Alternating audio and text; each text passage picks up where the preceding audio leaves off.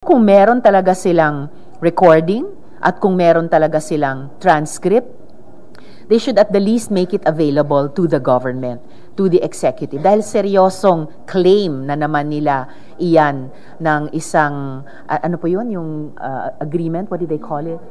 New model, yung sinasabi, yung pinangangalandakan na naman nilang new model dyan sa West Philippine Sea. The last I heard, the only model is under the UNCLOS. The last I heard, the only model is yung pagkapanalo natin sa Hague Tribunal. And the latest I heard, ang pinakabagong bahagi ng solo at totoong model ay yung kapapasalang namin na Maritime Zones Act.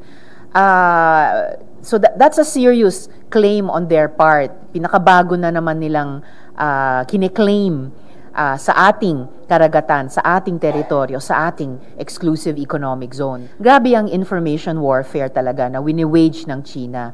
At dahil ganun ang katapat din natin, no? Hindi lang yung pambubuli nila sa West Philippine Sea, hindi yung klaro at napaka-dubious na papel dito sa mga POGOs, hindi lang yung questionableng majority interest sa ating national grid. Dahil ganito rin ang information warfare at influence operations na wini-wage nila. Lalong dapat nating pagpursigihan to get at the truth and to uncover what is just smoke and mirrors sa kanilang ginagawa. Kung may kiniklaim silang ganoon, patunayan nila.